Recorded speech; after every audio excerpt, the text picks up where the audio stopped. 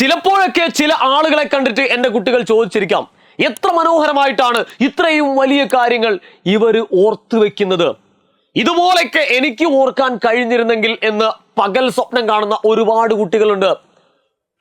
അങ്ങ് ശൂന്യാകാശത്തുനിന്ന് ഭൂമിയിൽ പൊട്ടിമുളച്ച് ഇവിടെ വന്ന് ജനിച്ച് വളർന്ന അമാനുഷിക ശക്തിയുള്ളവരൊന്നുമല്ല ഈ പറഞ്ഞിരിക്കുന്ന ആളുകൾ. ഏറ്റവും വലിയ സത്യം എന്ന് പറഞ്ഞു കഴിഞ്ഞാൽ ഈ കഴിവുകൾ നിങ്ങൾക്കും സ്വായത്തമാക്കാം, നിങ്ങൾക്കും പരിശീലിച്ചെടുക്കാം എന്ന് പറഞ്ഞു കഴിഞ്ഞാൽ 100% കുട്ടികളും അത് വിശ്വസിക്കില്ല എന്നുള്ളതാണ് ഏറ്റവും സങ്കടകരമായിട്ടുള്ള വസ്തുത. പക്ഷേ ഒരു കാര്യം ഞാൻ പറയട്ടെ മക്കളെ, ഉറപ്പിച്ചു പറയാം, ഈ ഒരു കാര്യം, ഏത് കാര്യം പഠിക്കുകയാണെങ്കിലും ആ കാര്യങ്ങൾ വള്ളി തെറ്റാതെ നിങ്ങൾ കോർത്തെടുക്കാൻ കഴിയുന്ന ഒരു ടെക്നിക്ക് ഞാൻ പറഞ്ഞു തന്നാലോ? അതാണ് ഇന്ന് നമ്മൾ ചർച്ച ചെയ്യുന്നത്. ഇത് എന്തെങ്കിലും തരത്തിൽ ഓർത്തു വെക്കാൻ ബുദ്ധിമുട്ട് അനുഭവപ്പെടുന്ന, അല്ലെങ്കിൽ പ്രയാസപ്പെടുന്ന, അല്ലെങ്കിൽ വെറുതെ ആശങ്കപ്പെടുന്ന ആളുകൾക്കൊക്കെ നിങ്ങൾ എന്ത് ചെയ്യുക, ഈ ഒരു വീഡിയോ അയച്ചു കൊടുക്കുക. ഓക്കെ, അപ്പൊ നേരെ നമുക്ക് വീഡിയോസിൽ പോവാം. ആദ്യമായിട്ട് മക്കളെ, ഫസ്റ്റ് ലെറ്റർ കോഡിംഗ് ആണ്. ഏതൊരു കാര്യം വായിക്കുമ്പോഴും നിങ്ങളുടെ മനസ്സിലേക്ക് ആദ്യം വരേണ്ടത് ഇത്തരത്തിലുള്ള ടെക്നിക്കുകളാണ്. ഫസ്റ്റ് ലെറ്റർ എന്ന് പറയുമ്പോൾ നമുക്കറിയാം, ഇപ്പോ PEN അല്ലെ, ഒറ്റ നോട്ടത്തിൽ ഇത് നിങ്ങൾക്ക് ഒരു പെന്നായിട്ട് തോന്നാം, സാധാരണ പേന അല്ലെ. ഈ പേനയിലെ ഫസ്റ്റ് P എന്ന് പറയുന്നത് ദാറ്റ് ഈസ് പ്രോട്ടോൺ ആണ് അല്ലെ. P for proton and E for electron and N for neutron അല്ലെ. കെമിസ്ട്രിയിലെ സബ് അറ്റോമിക് പാർട്ടിക്കിൾസുകളെ ഒരു പെന്നിലേക്ക് ആക്കി കോഡ് ചെയ്തിരിക്കുന്നു അല്ലെ. ഇപ്പൊ പെട്ടെന്ന് നമ്മളോട് ചോദിക്കുകയാണ്, ഏതൊക്കെയുണ്ട് ആറ്റത്തിന്റെ അകത്ത് എന്ന് ചോദിച്ചു കഴിഞ്ഞാൽ പെൻ എന്നങ്ങോട്ട് ഓർത്തു കഴിഞ്ഞാൽ മതി. പ്രോട്ടോൺ, ഇലക്ട്രോൺ, ന്യൂട്രോൺ നമുക്ക് ഈസി ആയിട്ട് കിട്ടും, വളരെ അനായാസമായിട്ട് നമുക്ക് പഠിച്ചെടുക്കാം. അല്ലാണ്ട് പ്രോട്ടോൺ, ന്യൂട്രോൺ, ഇലക്ട്രോൺ എന്ന് പറഞ്ഞ് തല പുണ്ണാക്കി നാവും കുഴഞ്ഞിട്ട് ആകെ അവശരായിരിക്കേണ്ട കാര്യമൊന്നുമില്ല. പെൻ എന്ന് ഓർത്തു കഴിഞ്ഞാൽ ഏത് നട്ടപ്പാതിരയ്ക്ക് നമുക്ക് എന്ത് ചെയ്യാം, ഈ കാര്യങ്ങൾ ഓർത്തെടുത്തേക്കാം അല്ലെ. അതേപോലെ തന്നെ നമ്മളോട് പറയാണ്, ഏറ്റവും കൂടുതൽ പവർഫുൾ ആയിട്ടുള്ള റിയാക്ടിവിറ്റി കൂടിയ ആളാണ് ആര്? പോ. രണ്ടാമതായിട്ട് വരുന്നത് ആരാ? സോ. മൂന്നാമതായിട്ട് കാ. നാലാമതായിട്ട് മാ. കണ്ടോ, പൊസോക്കാമ. എന്താ സാറേ ഇത്? ഏറ്റവും പവർഫുൾ ആയിട്ടുള്ളത് പൊട്ടാസ്യം, രണ്ടാമത്തത് സോഡിയം, മൂന്നാമത്തത് കാൽസ്യം, നാലാമത്തത് മെഗ്നീഷ്യം. ഇതിന്റെ ഓർഡറാണ്. അപ്പൊ ഏറ്റവും കൂടുതൽ പവർഫുൾ ആയിട്ടുള്ളത് റിയാക്ടിവിറ്റി, ക്രിയാശീലത കൂടി തരാന്ന് വെച്ചാൽ പൊട്ടാസ്യം എന്ന് പറയണം. രണ്ടാം സ്ഥാനം ആർക്കാ? സോഡിയം.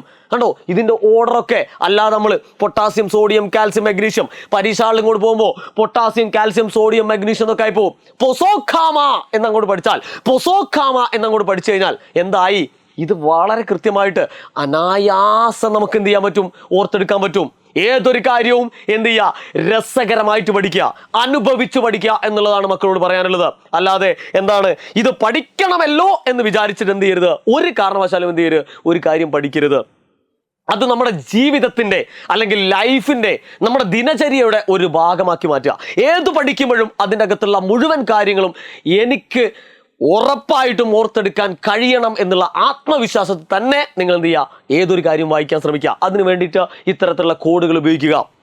ഇനി രണ്ടാമതായിട്ട് നമുക്ക് പറയാനുള്ളതാണ് വിഷ്വലൈസേഷൻ എന്ന് പറയുന്നത് അല്ലെ. ഒരു കാര്യത്തിനെ നന്നായിട്ട് സിനിമ കാണുന്ന എഫക്റ്റിൽ നമ്മൾ കാണാൻ ശ്രമിക്കുക. പഠിച്ച കാര്യങ്ങളെ രസകരമായിട്ട് തമാശ രൂപത്തിൽ നിങ്ങൾക്ക് ചിത്രങ്ങളായിട്ട് ഉപയോഗിക്കാം. തമാശ രൂപത്തിലുള്ള ചിത്രമായിട്ട് നമുക്ക് വളരെ എന്താണ്, നമുക്ക് ഒരു സിനിമ കാണുമ്പോൾ അതിൻ്റെ ഓരോ സീനുകളും നമുക്ക് ഓർമ്മ ഉണ്ടാവും. അങ്ങനെ നമ്മൾ പഠിക്കുന്ന കാര്യങ്ങളെ ഇങ്ങനെ മനോഹരമായിരിക്കുന്ന ചിത്രങ്ങളായിട്ടോ അല്ലെങ്കിൽ കഥകളായിട്ടോ മാറ്റുക. ഓക്കെ, അപ്പൊ നമുക്ക് എന്ത് ചെയ്യാൻ പറ്റും, ഈ ഒരൊറ്റ പോയിന്റ് പോലും വിട്ടുപോകാതെ നമുക്ക് എന്ത് ചെയ്യാൻ പറ്റും, ഓർത്തെടുക്കാൻ പറ്റും. ഇപ്പോ അറ്റോമിക് നമ്പറിന്റെ അടിസ്ഥാനത്തിൽ ഞാൻ നിങ്ങൾക്കൊരു കഥ പറഞ്ഞുതരാം. ഹോളിവുഡിലെ ഹീറോ ഒരു സാധനം ലോഞ്ച് ചെയ്തു. BBC നെറ്റ്വർക്ക് എന്ന് പറഞ്ഞിരിക്കുന്ന ഒരു ചാനലാണ് അദ്ദേഹം ലോഞ്ച് ചെയ്തത്. ഈ ചാനൽ എന്തിനു വേണ്ടിയിട്ടുള്ളതെന്നറിയോ? ഫൺ ന്യൂസിന് വേണ്ടിയിട്ടുള്ളതാണ്. തമാശ നിറഞ്ഞ വാർത്തകൾ. കണ്ടോ, ഒരൊറ്റ കഥയിൽ 10 അറ്റോമിക് നമ്പറുകളാണ് നമ്മൾ പഠിച്ചത്. വിശ്വസിക്കാനാവുന്നില്ല അല്ലേ? Hollywood hero launched BBC network of fun news.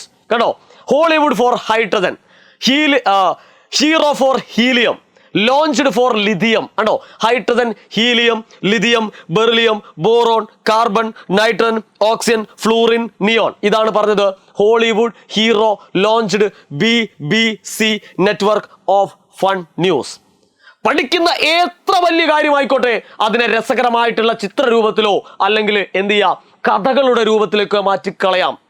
ഈ 2 കാര്യങ്ങൾ നിങ്ങൾ ശ്രദ്ധിക്കുക. ഒന്ന് ഫസ്റ്റ് ലെറ്റർ കോഡിങ് പഠിക്കുക, അതിൽ പാട്ട് വരാം, അല്ലെങ്കിൽ ഏതെങ്കിലും ഒരു വസ്തുവായിട്ട് കണക്ട് ചെയ്യാം, ഫ്ലവർ ആവാം, അല്ലെങ്കിൽ നമ്മൾ ഉപയോഗിക്കുന്ന എന്തെങ്കിലും മെറ്റീരിയൽസ് ആവാം, അല്ലെങ്കിൽ നമുക്ക് കേട്ട് പരിചയമുള്ള സിനിമാ പാട്ടുകളാവാം, ഇനി നിങ്ങൾ സ്വന്തമായിട്ട് ട്യൂൺ ചെയ്തതാവാം, എന്തോ ആയിക്കൊള്ളട്ടെ, അതുപയോഗിച്ചിട്ട് നമുക്കിത് പഠിച്ചെടുക്കാം.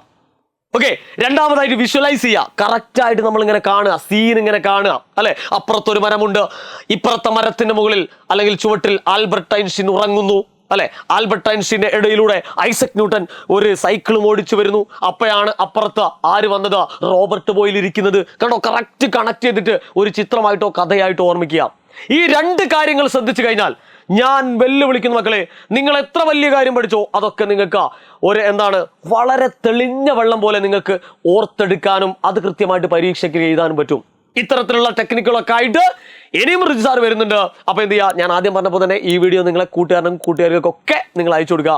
വീണ്ടും കാണാം മക്കളെ, ഗുഡ് ബൈ.